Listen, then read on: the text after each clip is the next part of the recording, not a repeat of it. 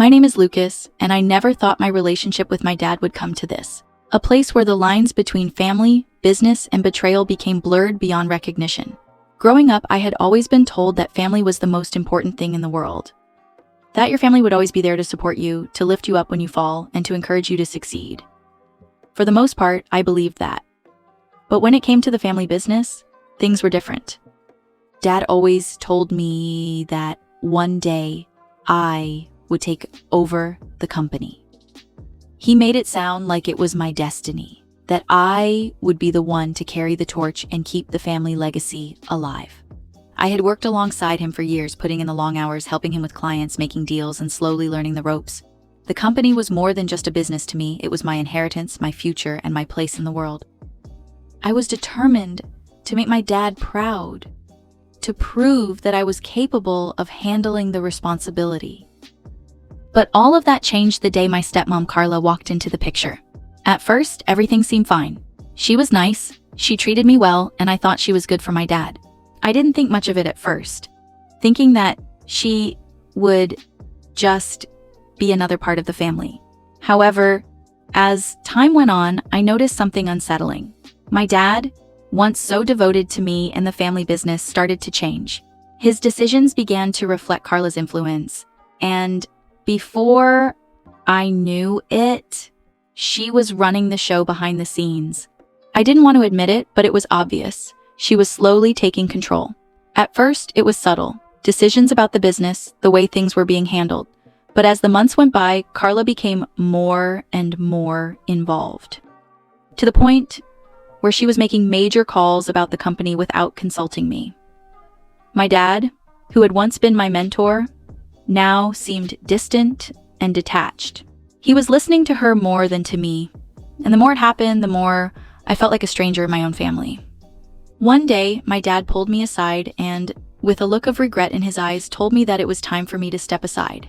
He said Carla had a vision for the business that was different from mine, and he wanted to give her the space to lead it. "I think it's time for you to go, Lucas," he said. "Carla's got big plans, and I need you to trust her." I was blindsided. After all those years of loyalty, all the hard work I had put into the company, I was being pushed out. I wanted to scream, to ask him what had happened, to tell him that this wasn't fair. But I didn't. I just stood there, shocked and hurt, trying to process what had just happened.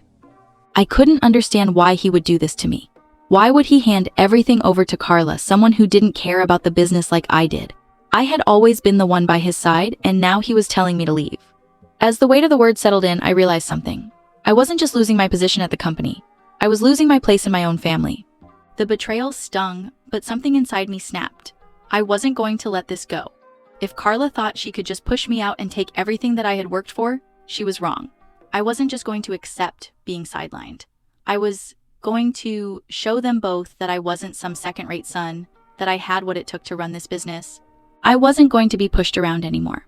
I had a plan, one that would not only give me the business I had worked so hard for, but would also show Carla that I was no one's fool. It was time for me to turn the tables and take control. As a kid, I always admired my dad. He was the kind of man who was larger than life, dedicated, hardworking, and smart. His ambition had built the company from the ground up. I remember sitting at the kitchen table, watching him pore over financial statements, making calls to clients, and handling the daily operations of the business with ease. He always said that one day I would join him, learn the ropes, and eventually take over. It was a dream I cherished, one I believed would come true. But when Carla came into our lives, things started to change. She was charming, with that smile that could disarm anyone, and the kind of personality that drew people to her. She seemed like a perfect match for my dad. They had similar values. Both wanted to grow the company and expand its reach. It was easy to see how they got along so well. At first, I welcomed her into our lives. I didn't see any harm in it. She was always so kind to me, always supportive when I needed help with the business. I even started to think that maybe she could be a good influence on my dad, someone who could help him with the stress and burden of running such a large company.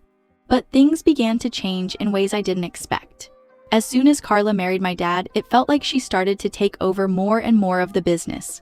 I'd make suggestions, and she'd shoot them down with ease.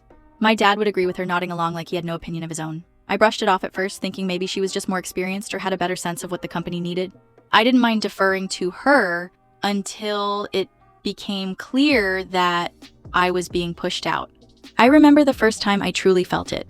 It was during a meeting with our top clients.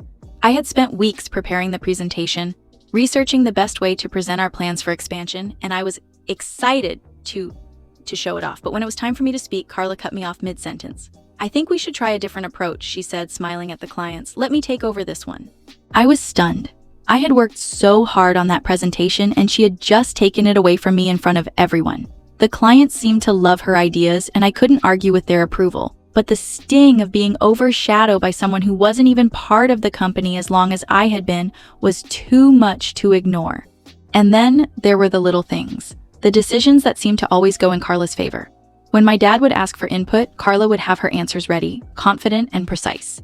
But when it came to me, it was always whoop, or let's see what Carla thinks first. Slowly, I started to feel like my presence in the company didn't matter. I had become just another person in the background, a shadow of the sun who was supposed to take over. I wasn't just being sidelined, I was being erased. The breaking point came when Carla began to take over my dad's decisions entirely. At first, it was small things, redesigning the office layout, making changes to the marketing strategies, but soon, she was making major calls without consulting me at all. The worst part was that my dad, instead of defending me, started backing her up. "She's just trying to help," he'd say. "We need fresh ideas." I wanted to scream. I had spent years learning the ropes of this business, giving up nights and weekends to make sure things were running smoothly. And now, all of it was being taken away from me, as if I had never mattered. My own father had become distant, more and more invested in Carla's vision for the company than in his own flesh and blood. I tried to talk to my dad about it, but every conversation ended in frustration. "You don't understand, Lucas," he would say. "Carla's just trying to help us grow. She's doing what's best for the company." It felt like a slap in the face every time he said it. Best for the company? What about me? Was I not a part of that? Had I not been working just as hard, if not harder, to make sure the business succeeded? I had to face the truth. My dad had chosen Carla over me. And even worse, she was using him to get what she wanted. She wasn't just after the company, though. She wanted total control. She wanted to be the one everyone turned to for answers, the one who made the decisions, and I could see it in everything she did. I was no longer the heir to the family business. I had been replaced, but I wasn't going to give up without a fight. I had put in too much work, too many years of my life to just let Carla walk in and take over without consequences. And as painful as it was to admit, I knew I couldn't do this alone. I had to make a decision. Was I going to continue being pushed aside, or was I going to take control of my own destiny? That's when the idea hit me. I wasn't going to be the one pushed out anymore. If Carla thought she could take everything from me, she was wrong. I was going to buy the company, and I was going to become her boss. The more I thought about it, the more it made sense. I knew the business inside and out. I had built relationships with the clients, and I knew what needed to be done to take it to the next level. Carla may have had the charm, but I had the experience, the loyalty, and the drive. I was going to take what was mine, and I would do it in the most satisfying way possible. The decision had been made. I wasn't going to sit around and watch my father hand over everything I had worked for to Carla. I was going to take action. Quietly, carefully, and with a plan that would give me the leverage I needed. I knew I had the skills, the experience, and the drive to make it happen. But the first step was figuring out how to take back control of the company. I had to do this the right way. The first thing I did was take a close look at the financials. If I was going to buy the company, I needed to know exactly how much it was worth and whether or not I could afford it. I spent weeks reviewing the business's assets, debts, and earnings. I knew I'd be competing with other buyers, and I wanted to make sure I wasn't just buying a company. I wanted to buy control. I couldn't just ask my dad for the details. I couldn't risk tipping Carla off about what I was planning. So I started gathering information from the people around me. The trusted employees who had been with the company for years, from our financial advisors who had been overseeing the books. I kept a low profile, asking the right questions in casual conversation, making sure no one suspected my intentions. Every day, I learned more about the company's operations and the potential deal I would need to make to buy it. As I gathered my information, I began to see the cracks in Carla's control. She wasn't as untouchable as she thought. She had made mistakes, decisions that didn't quite add up. The more I looked into it, the more I realized that she was playing a dangerous game, overextending herself and underestimating me. She thought she had everything in the bag, but I could tell she wasn't as in control as she appeared. There were gaps in the company's operations, and I could exploit them. I started making connections with potential investors. I knew I couldn't buy the company on my own, so I reached out to people who had been waiting for an opportunity to get involved in the business. I kept everything under wraps, moving carefully so that no one would suspect my plan. My network began to grow, and I found partners who were just as eager as I was to buy the company. And with each new partner, my chances of success grew. But things weren't going to be easy. Carla had her own allies, people who believed in her vision for the company, and she was determined to keep the company out of my hands. She continued to build her influence, gaining the trust of my dad, who seemed more and more willing to let her lead. At every turn, it felt like she was closing in on the final victory. But I couldn't let that happen. I had worked too hard, and I wasn't about to let her take it all. One night, as I sat at my desk in the office reviewing the deal structure, I got a call from one of my contacts. It was a lawyer who had been helping me with the purchase. "Lucas, I've got the details on the acquisition. We've got a window here. If you move fast, you can buy the company before Carla even knows what hit her. The terms are in your favor, but we'll need to act quickly." I couldn't believe it. This was the moment I had been waiting for. I was on the verge of buying the company, but I had to make sure I was the one in control. I knew Carla would fight back. She wouldn't let this go easily. So I had to be prepared. I spent the next few days gathering all the necessary paperwork, making sure everything was in order. Every detail had to be perfect. As I worked tirelessly on the acquisition, I couldn't help but feel a growing sense of anticipation. I was so close to taking back what was mine. But there was one final hurdle to cross, convincing my dad that this was the right move.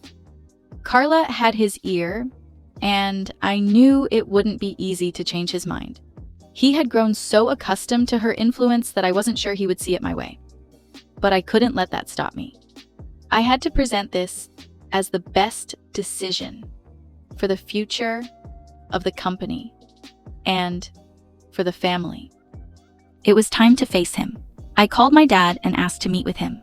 "I need to talk to you about the company," I said. "It's important." When we met, I could see the hesitation in his eyes. He knew what was coming. "What is it, Lucas?" he asked, clearly on edge. "I've been working on something," I said, trying to sound confident, but there was a knot in my stomach.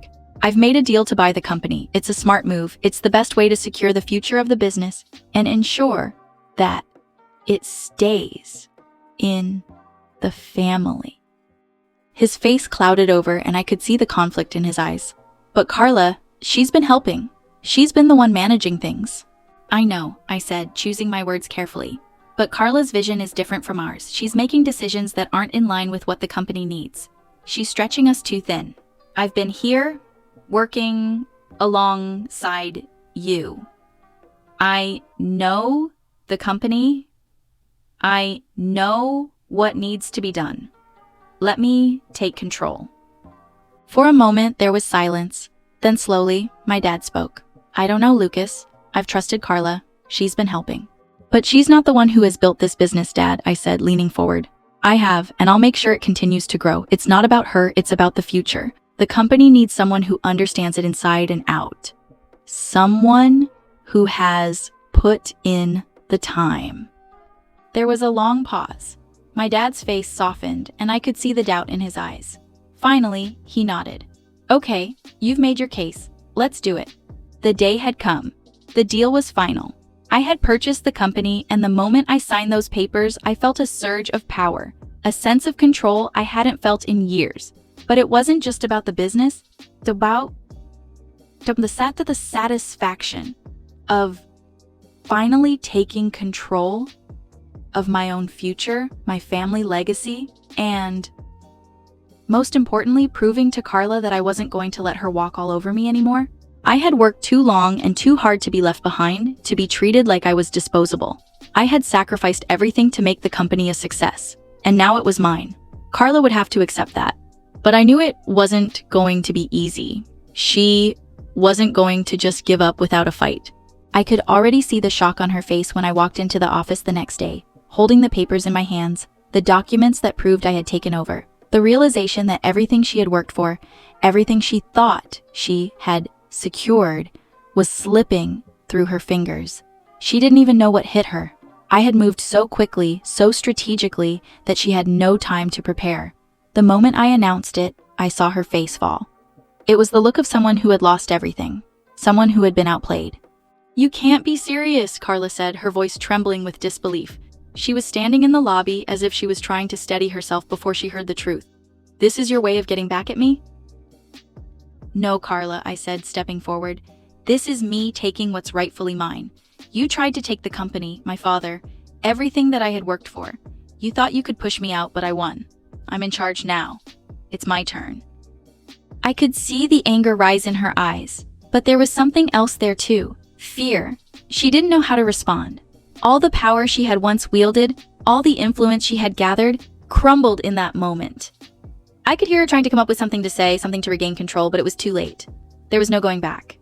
"You think you can just walk in here and take over everything?" Carla asked, her voice laced with venom. "You think you're better than me?" "I don't think I'm better than you," I said calmly, feeling a sense of finality in my words. "But I am in control now, and that's something you'll have to live with." With that, I turned around and walked into my new office. It wasn't just a victory over her, it was a victory over everything I had been forced to endure for so long. The constant comparisons, the undermining, the feeling of being overlooked, it all ended right there. The company was mine, and I wasn't going to let anyone take that away from me again. As I sat behind my new desk, I couldn't help but think about how far I had come. Just a few months ago, I had been ready to give up, to let Carla win, to accept my place as second best. But something inside me had snapped. I wasn't going to be anyone's backup anymore. I wasn't going to let anyone walk all over me. I was going to take control of my own destiny. And when my father walked into my office, his face a mix of surprise and concern, I could see the recognition in his eyes. He didn't say anything at first, just stood there in silence, watching me. I could tell he was processing what had just happened. Then, slowly, he spoke. "You really did it, didn't you?" he said, his voice soft but full of understanding. "I did," I replied, meeting his gaze. "And now it's my turn to run things." He nodded, a look of pride crossing his face. For the first time in years, I felt like I had earned his respect. Not just as his son, but as the leader of the company. This was my moment. I had fought for it, and I wasn't going to let anyone take it from me. But the real satisfaction came from watching Carla struggle. She had thought she had it all figured out. She had thought she could control everything, manipulate everyone, and take the business away from me. But in the end, it was I who had control. I had turned the tables, and it felt incredible. She tried to fight back, of course. She tried to rally the employees who still supported her, tried to make a case to my father that I wasn't fit to run the company. But it was all in vain. People could see who the true leader was now. They could see the confidence, the vision I brought to the table, and slowly, they began to turn their backs on her. The power had shifted, and there was nothing she could do to stop it. After the dust settled, the company began to flourish under my leadership. It wasn't just about the money or the prestige, it was about the respect I had finally earned. For the first time, I was making the decisions, shaping the future of the business I had spent my entire life working for. And it felt damn good. But that victory didn't come without consequences, especially for Carla. The weight of her failure hit her hard. She had lost everything: her position, her influence, and her control over my father. For a while, she lingered around the office, trying to salvage what she could. But it was clear that her time was over.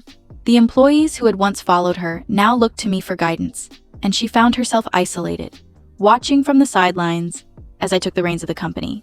There were moments when she tried to fight back. She made phone calls, tried to rally support from the board members, and even tried to make a case to my dad. But nothing worked. My father, though still somewhat hesitant about the transition, began to see that I was the one who truly understood the company. He started to give me more responsibility, and I could tell that he was proud of what I had achieved. But Carla wasn't going to go down without a fight. She tried to stir up trouble with a few of the senior staff members, spreading rumors about me and questioning my ability to lead. But it was all falling on deaf ears. No one was buying into her drama anymore. The employees who had once adored her now saw her for what she really was. Someone who had tried to manipulate her way to the top. Someone who had underestimated me. And for the first time in my life, I felt like I was truly in control. I wasn't the guy who was always second to Carla anymore. I wasn't the one who had to live in the shadows of someone else's success. I was the one making the decisions now, and I knew that I was doing what was best for the company. But that didn't mean it was easy. There were nights when I lay awake thinking about the family dynamics and wondering if things would ever be the same between me and my dad. I knew he was struggling with the fact that Carla had lost so much, and that made it difficult for him to accept. For a while, he wouldn't speak to me about it. There was an unspoken tension between us, something that hovered in the background of every conversation. I had to admit, it wasn't easy on me either. I had wanted nothing more than to be my dad's right hand, to take over the company with his blessing. But the betrayal I had felt from Carla and the way she had treated me made it impossible to ignore. I had been forced to take matters into my own hands. It wasn't just about the company anymore. It was about showing Carla and my dad that I had what it took. Then, one evening, my dad came to my office. It was just the two of us, and the weight of the conversation hung heavy in the air. I could tell he had been thinking about everything for a long time. He sat across from me, looking at me with a mixture of pride and regret.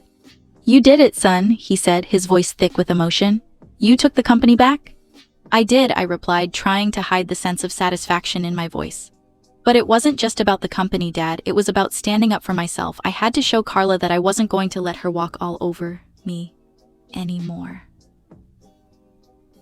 "I know," he said quietly. "I should have done more to support you, but I got caught up in everything. I didn't see what was happening until it was too late." I knew he was sincere. It wasn't easy for him to admit that, but I appreciated it. "It's okay, Dad, I understand. But we're a team now. Let's focus on the future." That conversation marked a turning point in our relationship. The tension that had lingered between us slowly started to fade. We began working together again, this time with a new understanding of each other. I had taken control of the company, but I had also earned my place in the family. It wasn't easy, but it was worth it. As for Carla, she never fully recovered from the loss. She tried to stay involved in the business, but her influence had been completely undermined. I made it clear to the board that she was no longer welcome at the company, and they backed me up. She moved on to other ventures, but it was clear that her reputation had been tarnished.